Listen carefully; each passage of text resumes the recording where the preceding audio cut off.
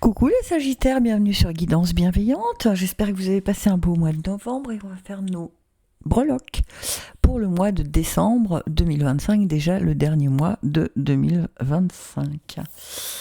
Alors, allez, pour les Sagittaires, quels sont les messages des breloques pour les Sagittaires, s'il vous plaît?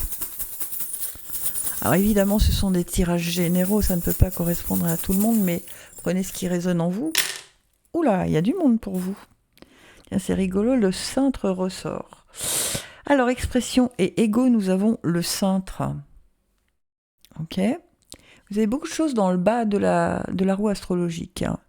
Vous avez la petite fée Clochette dans Union et Association. Vous avez Inspire dans votre transformation, la salamandre sur votre chemin de vie ainsi que le signe de l'infini. Et sur votre carrière et destin, vous avez la montgolfière. Ok. Alors, expression et ego, vous avez le cintre qui est déjà ressorti pour pas mal de signes cette année. Le cintre vous parle de repos, de l'attente, de ne pas sortir de sa zone de confort.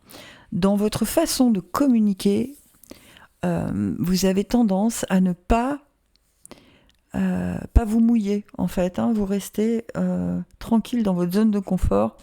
Moi, je me mouille pas, je laisse les autres faire. D'accord ? C'est peut-être pas une mauvaise idée, mais attention de ne pas être dans l'excès de cette façon de faire. D'accord ?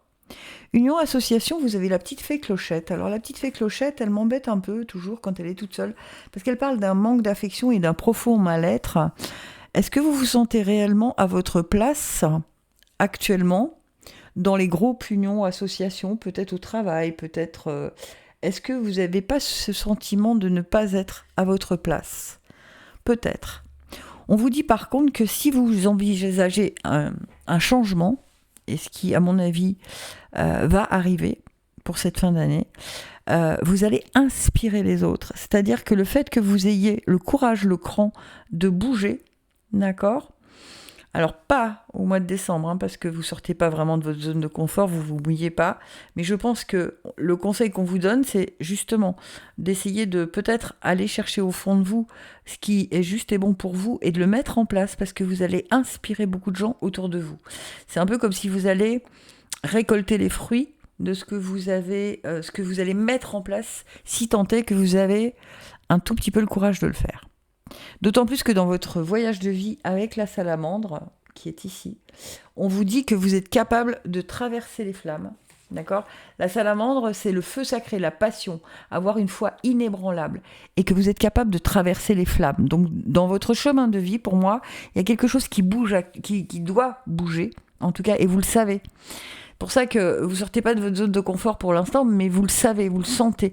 Vous savez que vous n'êtes plus à votre place et que cette place-là ne vous comble pas, en fait. D'accord ? Et on vous dit de garder une foi inébranlable en ce que vous êtes, en ce que vous croyez, en ce que vous avez au fond de vous, parce que vous serez capable de mettre en place et de traverser les flammes pendant ce mois de décembre. D'accord ?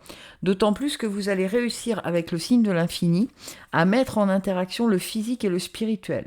D'accord ? En gros, ça veut dire que vous allez ressentir des choses, vous allez avoir des intuitions et vous allez les mettre en place dans l'action. D'accord ? C'est vraiment votre chemin de vie là qui va bouger en cette fin d'année pour vous les Sagittaires. Alors probablement pas tous évidemment, tous les Sagittaires vont pas déménager, tous les Sagittaires vont pas mettre un coup de pied dans la fourmilière, mais en tout cas pour certains et certaines d'entre vous, il va y avoir quelque chose qui va bouger. D'accord ? Et au niveau carrière et destin, on a la montgolfière. Je vais vous la mettre, je crois qu'elle est à l'envers là. Ah, ouais, voilà, je la préfère de ce côté-là. Et la montgolfière vous dit, c'est par rapport à la carrière et au destin, là pour la montgolfière, dans la maison 10, d'accord, dans ce que nous réalisons, d'accord, elle vous demande de prendre de la hauteur sur la situation dans le travail, d'accord.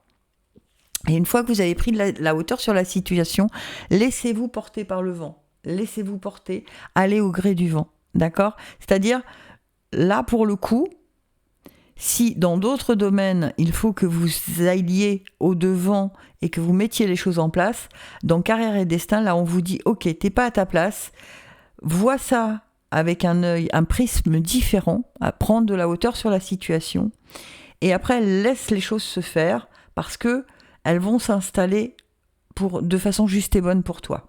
D'accord ?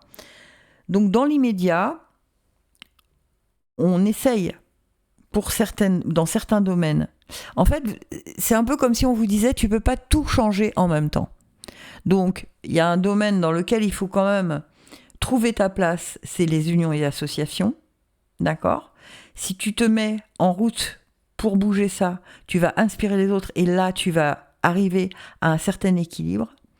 Mais par contre, dans ce qui est le travail, la carrière, prends de la hauteur sur la situation, vois plus loin que le bout de ton nez et laisse faire les choses pour l'instant.